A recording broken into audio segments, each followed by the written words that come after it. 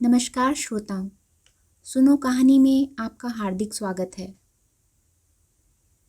आज मैं शिवानी जी की एक अन्य कहानी पढ़ने जा रही हूँ जिसका नाम है नथ। पुट्टी ने उठकर अपनी छोटी सी खिड़की के द्वार खोल दिए। धुएं से काली दीवारों पर सूरज की किरणों का जाल बिछ गया। छत से झूलते हुए छींके में धरे ताज़े मक्खन की खुशबू से कमरा भर गया और पुट्टी के हृदय में एक टीस सी उठ गई। क्या करेगी उस खुशबू का जब उस मक्खन को खाने वाला ही नहीं रहा। ऐसे ही ताज़े मक्खन की डली फाफर की काली रोटी पर धरकर खाते खाते उसके पति ने उसके मुंह में अपना झूठा गस्सा ठूंस दिया था, ठीक जाने के एक दिन पहले। उस दिन भी ऐसे ही खिड़की के पट से चोर सा उजाला आकर पूरे कमरे में फैल गया था और उसी उजाले के पीछे पीछे ना जाने कहाँ से उसकी सास आकर खड़ी हो गई थी। अपने धृष्ट फौजी पुत्र की बहू को कर्कशा सास ने वहीं चीर कर धर दिया था। हद है बेशर्मी की भी। हमारे कुमाऊं की छोकरी होती तो ऐसी बेशर्म थोड़ी होती है ना। तिब्बत की लामानी इसी से गुण दिखा रही है। सास के जाने के पश्चात वह कितनी देर तक पति की छाती पर सिर धरे सुबकती रही थी, पर जिस छाती को चीनियों की गोलियों की वर्षा झेलनी थी वह सुंदर पत्नी की टेक बनती भी कैसे। गुमान सिंह के जाते ही पुट्टी पर विपत्तियों का पर्वत टूट पड़ा। सास, विधवा ननद और जिठानी की गालियां सुनती तो वह जानबूझकर ही बहरी बन जाती। दोनों कानों पर हाथ धरकर इशारा करती कि उसे कुछ भी सुनाई नहीं दे रहा है। विधवा ननद का पर्वताकार शरीर क्रोध के भूकंप से डोल उठता। अंधी, काणी, बहरी लड़कियां क्या अभी और बची हैं भौजी तुम्हारे तिब्बत में? अभी हमारा एक भाई और भी तो है, वह व्यंग भरे स्वर में चीख कर कहती।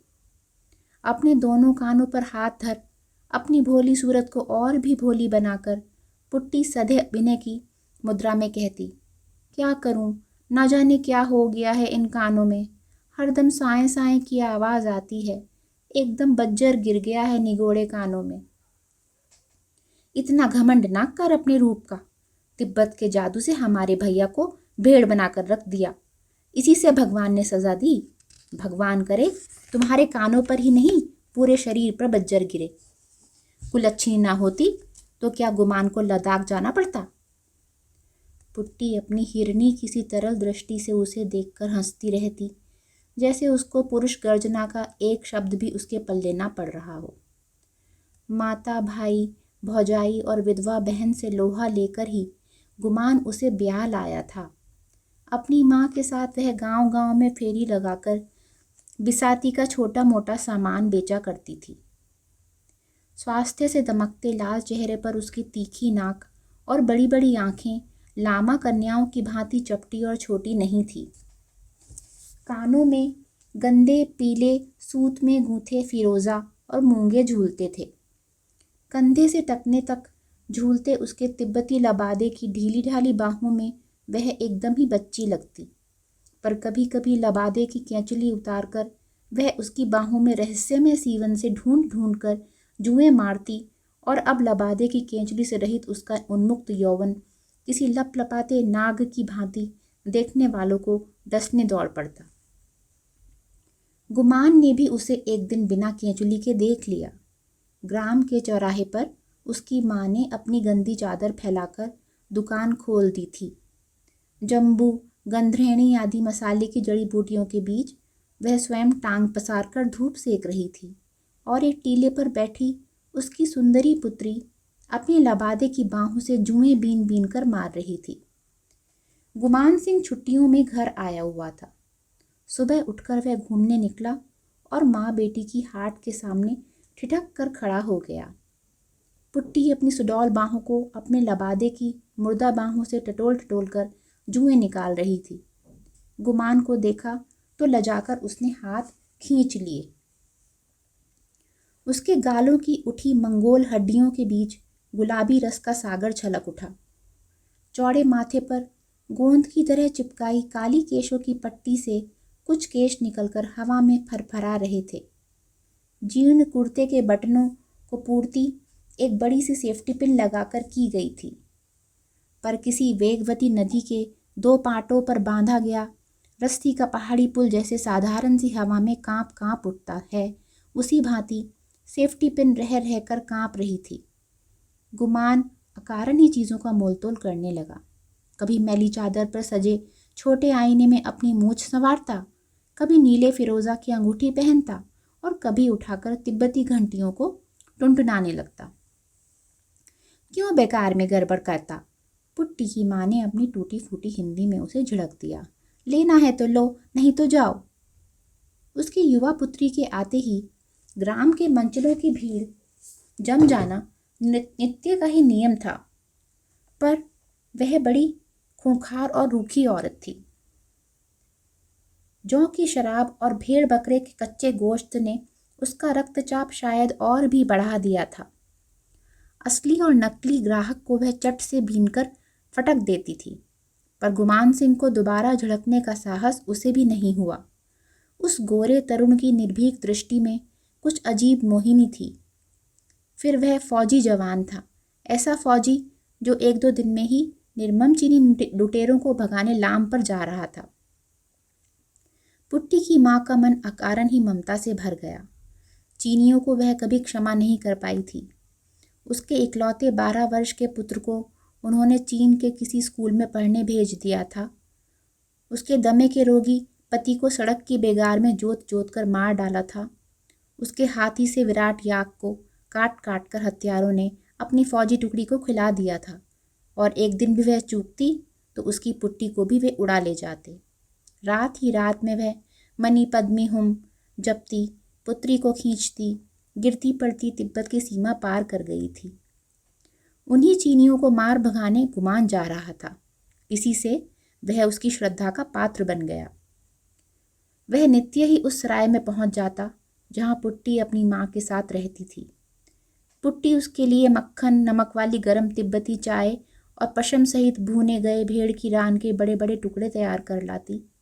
पुट्टी की माँ दोनों पर अपनी छोटी छोटी आंखों का अंकुश लगाए बैठी रहती। फिर भी ना जाने कब पुट्टी के मंगोल कटाक्षों की अर्गला गुमान के हृदय कपाट पर स्वयं ही लग गई। जाने के 3 दिन पूर्व गुमान ने पुट्टी की माँ के सम्मुख उसकी पुत्री से विवाह का प्रस्ताव रखा तो वह बड़े सोच में पड़ गई। कुमैयों के बीच खाली दाल भात खाकर उसकी तिब्बती बेटी कैसे जिएगी? बिना जौ की शराब के उसके गले के नीचे रोटी का गस्सा नहीं उतरता, और फिर दूध चीनी वाली चाय भला कौन तिब्बती लड़की घुटक पाएगी? फिर वह गुमान की माँ और विधवा बहन को भी देख चुकी थी। उस क्रूर बुढ़िया के शासन में उसकी पुट्टी तो घुल घुल कर रह जाएगी। नहीं, दृढ़ स्वर में अपना निश्चय प्रकट करने को उसने अपनी गर्दन ऊंची की तो देखा गुमान और पुट्टी दोनों दीन याचक की दृष्टि से उसे देख रहे थे। दूसरे ही क्षण पुट्टी की माँ को ग्राम के मंचलों का ध्यान आया, जो भूखे व्याघ्र की भांति पुट्टी को किसी भी क्षण निगल जाने को तत्पर थे। उसने अपनी सहमति दे दी, पर अभी गुमान को अपनी माँ बहन और बिरादरी से मोर्चा लेना था। माँ ने पहाड़ से कूद जाने की धमकी दी। बहन ने कहा वह फांसी लगा लेगी। पर तिब्बत की सुंदरी कन्या को लाकर जब गुमान 5 पंचों के सामने सीना तान कर खड़ा हो गया तो पंच भी सहम गए। पुट्टी के सात्विक सौंदर्य ने धर्म जाति और रूढ़ियों की उलझी गांठें क्षण भर में सुलझाकर रख दी थीं। दूसरे ग्राम से पंडित बुलाकर गुमान के युवा मित्रों ने फेरे फिरा दिए और कुछ याकूत फिरोजे चांदी की 3-4 दैंत खुदनियाँ और 4 बकरियों के दहेज के साथ जोर जोर से रोकर पुट्टी की माँ ने उसे सराय से ससुराल के लिए विदा कर दिया। ना जाने कितनी गालियों से सास ने उसका वरण किया। जिठानी और ननद उसके विचित्र लबादे का मजाक बनाती जोर जोर से हंस रही थी, किंतु उस बदसूरत लबादे के भीतर जगमगाते रत्न को एक ही व्यक्ति ने पहचाना, और वह था गुमान। वह जितना ही अपनी भोली विचित्र पत्नी को देखता उतना ही उसके सौंदर्य में डूबता चला जाता। पुट्टी बहुत कम बोलती थी और बोलने और हंसने में उसके गालों की ऊंची हड्डियां कुछ और भी ऊंची उठ जाती थी। गुमान का कमरा बेहद छोटा और अंधेरा था।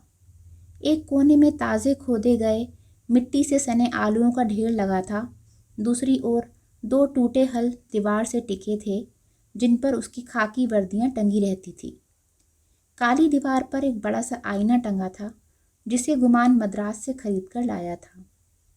उसी आईने में युगल प्रेमियों ने एक साथ अपना चेहरा देखा तो दिन भर की कड़वाहट धुल गई। रात को अपनी नवेली पत्नी के लिए गुमान कमरे में ही खाना ले आया तो वह कटकर रह गई। बार बार उसने गर्दन हिलाकर कमरे में खाने की व्यवस्था पर असंतोष प्रकट किया। टूटी फूटी पहाड़ी में अपनी लज्जा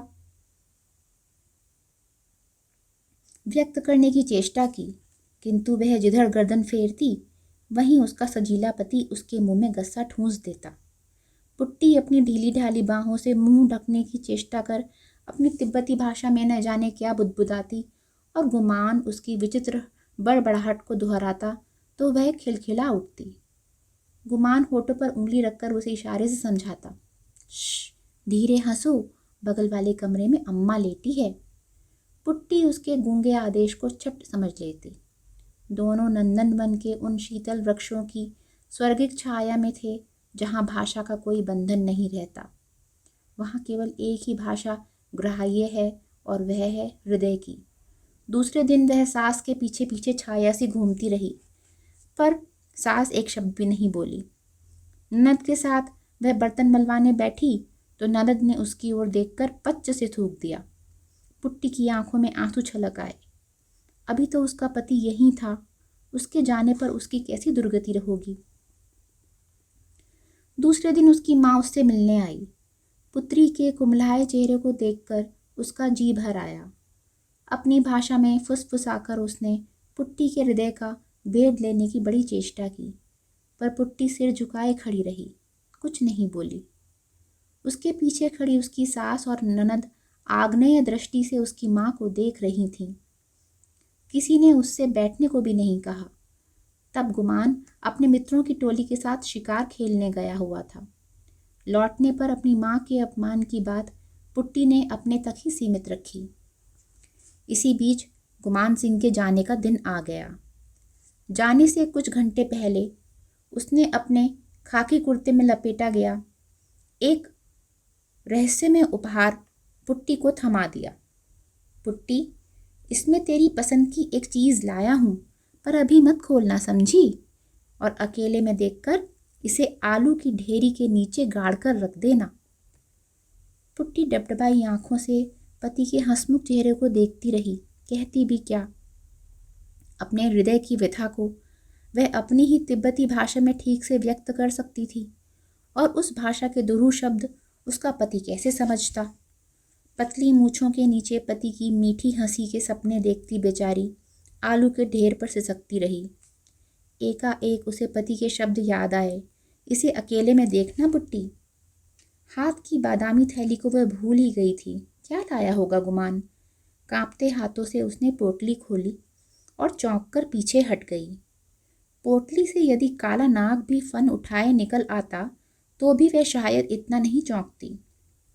पोटली से उसके पीले गोल चेहरे की परिधि से भी बड़ी पीले चोखे सोने की नथ झक झक दमक उठी।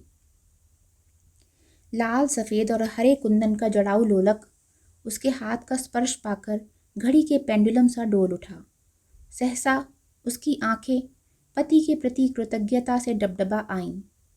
एक दिन उसने ग्राम के प्रधान की बहू की नई नथ देखकर पति से आलू के इसी ढेर पर बैठकर एक नथ की फरमाइश की थी।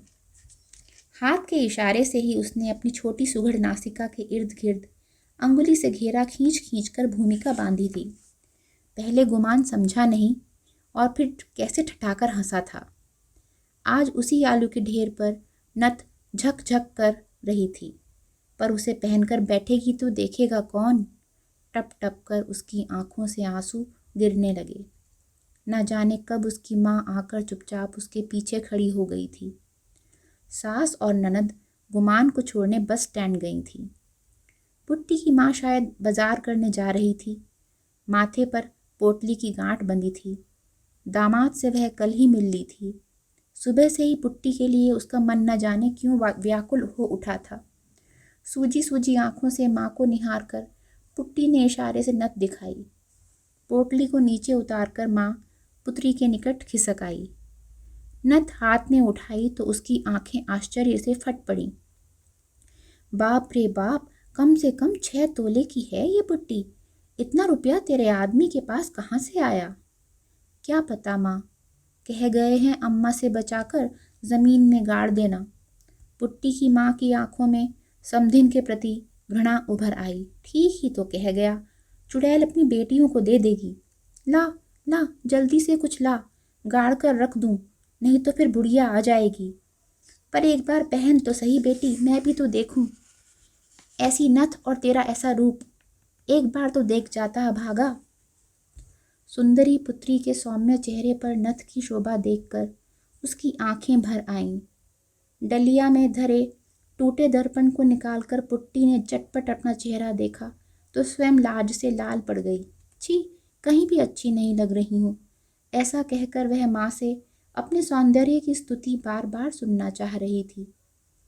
तू अच्छी नहीं लग रही तो कौन अच्छी लगेगी? तेरी खूसट सास? अच्छा ला, उतार नथ, मैं चट से गाड़ दूं। ऐसी चीज क्या बार बार बनती है? जब तक पुट्टी की सास और ननद लौटी, माँ बेटी ने 2 हाथ गहरा गड्ढा खोदकर नथ को गाड़ दिया था। नथ का इतिहास माँ बेटी तक ही सीमित रह गया। फिर धीरे धीरे युद्ध की दारुण विभीषिका में पुट्टी भटक कर रह गई। भांति भांति के भयावने समाचार सुनकर वह तड़प कर रह जाती। कभी सुनती कुमाऊं के असंख्य वीर जवानों के पावन रक्त के अबीर से नेफा और लद्दाख के वन वनांत रंग गए हैं। कभी सुनती नृशंस चीनी हत्यारों ने चारों ओर से घेर कर कुमाऊं रेजिमेंट को एक पूरी टुकड़ी को मोर्टार तोपों से भून दिया है। भूखी प्यासी वह कभी स्कूल के हेडमास्टर के रेडियो से कान सटाकर बैठ जाती, कभी बिलख बिलख कर रोने लगती। हिंदी वह ठीक से समझ नहीं पाती थी और ठीक से ना समझे जाने पर युद्ध के भयावने समाचार उसे और भी भयानक लगते। सास दिन भर बड़बड़ाती, कुलच्छनी, रो रो कर कैसा अशगुन कर रही है। बहुत दिनों तक गुमान की कोई चिट्ठी नहीं आई और फिर एक दिन तार आया। कुमाऊं रेजिमेंट का गुमान सिंह दुश्मन की गोलियां झेलता हुआ आखिरी दम तक अपनी चौकी पर डटा रहा। अंत में जांघ में गोला फटकर लगने से वह वीरगति को प्राप्त हुआ। जब उसकी सास और ननद छातियां पीट घायल हथनी से चिंगाड़ रही थी, तब पुट्टी शांत प्रस्तर प्रतिमा सी आलुओं के ढेर पर बैठी थी। वही आलुओं का ढेर उसके प्रेम का ताजमहल था। उसी ढेर पर सौभाग्य ने उसका वरण किया था और आज वही वैधव्य का विष धर उसे डस गया था। एक एक आलू के साथ सहस्त्र स्मृतियां लिपटी पड़ी थीं। आलुओं की मिट्टी पर गुमान ने के जाने के एक दिन पहले अपना और पुट्टी का नाम अंगुली से लिख दिया था। नाम के उसी घेरे को पुट्टी एकटक देख रही थी। पुट्टी की माँ बिलखती आई, पर पुट्टी को देखकर स्तब्ध रह गई। यह तो पुट्टी नहीं, जैसे स्वयं तिब्बत के मठाधीश बड़े लामा बैठे हैं। उसकी आंखों में एक भी आंसू नहीं था। स्थिर दृष्टि उठाकर उसने अपनी माँ को देखा। पुट्टी मेरी बच्ची, मेरे साथ घर चलेगी? वह अपना चेहरा उसके पास सटाकर बोली। नहीं नहीं, मैं यहीं रहूंगी। आलुओं की ढेरी को ममता से देखकर पुट्टी ने मुंह फेर लिया। पुत्र की मृत्यु ने उसकी सास को जीती जागती तोप बना दिया। वह दिन रात आग उगलती, पर पुट्टी पत्थर बन गई थी। रोज रात को वह पति की वर्दी सूंघती, माथे से लगाती और फिर छाती से लगाकर आलुओं के ढेर पर लेट जाती। जिधर करवट बदलती उधर उधर ही वर्दी को भी यत्न से लिटा देती और धुएं से काली छत को देखती रहती। एक दिन उसने सुना उसके ग्राम से 70 मील दूर की तहसील पर कमिश्नर साहब आए हुए हैं और गांव की स्त्रियों से सोना मांग रहे हैं। सोना जमा कर देश के लिए गोलियां खरीदी जाएंगी, बारूद आएगा और उसी गोला बारूद से चीनियों से लोहा लिया जाएगा। पर किसके पास होगा इतना सोना? पुट्टी ने सुना उसकी सास अपनी पुत्री से कह रही थी, हमारे दरिद्र गांव में तो 2 बेला 1 मुठ अन्न भी नहीं जुटता। मेरे पास तो 10 तोले की नथ है, पर क्यों दूं? इन्होंने ही तो मेरा बेटा छीन लिया। पुट्टी मन ही मन सास पर झुंझला उठी। इस बुढ़ापे में भी नथ का लोभ नहीं गया। उसकी आंखें सहसा अंधेरे कमरे में जुगनू सी चमकी। उसके हाथ स्वयं ही टटोल टटोल कर आलूओं के ढेर को हटाकर मिट्टी खोदने लगे। गांव की तहसील में बड़ी भीड़ थी। कमिश्नर साहब ने अपने बंद गले के अफसरी कोट के बटन खोलकर बड़ा जोशीला भाषण दिया। उसमें उन्होंने यह भी उल्लेख किया कि किस प्रकार उनकी पत्नी ने अपने गले की चेन खोलकर स्वेच्छा से रक्षा कोष की झोली में डाल दी थी। सभा में एक अजीब सी स्तब्धता थी। तभी भीड़ को चीरकर एक तिब्बती किशोरी आगे बढ़ आई। उसके फटे लबादे की बाहों से उसकी बताशी सी सफ़ेद कोहनियाँ निकल आई थीं। तेजी से चलने के कारण वह अभी भी हाँफ रही थी। ललाट पर पसीने की बूंदें उसके चंपई रंग को और भी मनोहारी बना रही थी। जल्दी से हाथ की खाकी पोटली को कमिश्नर की थैली में डालकर वह भीड़ में खो गई। ना उसे अपनी उदारता की घोषणा करने का अवकाश था और ना ही कोई कामना। कमिश्नर महिषी की पतली आधे तोले की चेन नई सोने की नथ की कुंडली के नीचे ना जाने कहाँ खो गई।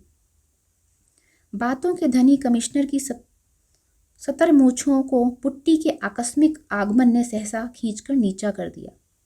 अपनी पत्नी के सामान्य दान की ऊंची घोषणा का खोखलापन उन्हें स्वयं धिक्कार उठा।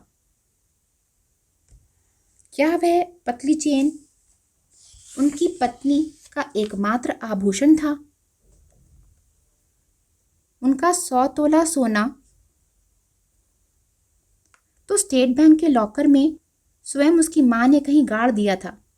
युद्ध के दिनों में भला बैंक में सोना कौन धरेगा बेटा? माँ ने कहा था। कांपते कंठ से उन्होंने भीड़ को सूचित कर दिया।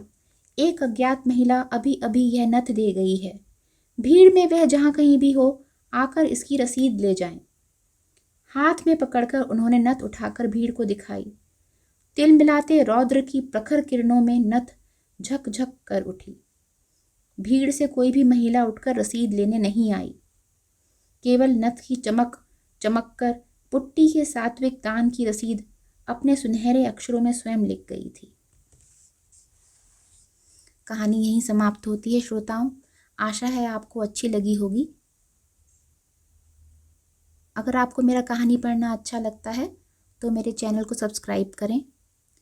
और आपका कोई रिक्वेस्ट हो कोई विशेष कहानी सुनने का तो कृपया कमेंट्स में अवश्य लिखें। मैं कोशिश करूँगी उसे भी पढ़ने की। बहुत बहुत धन्यवाद।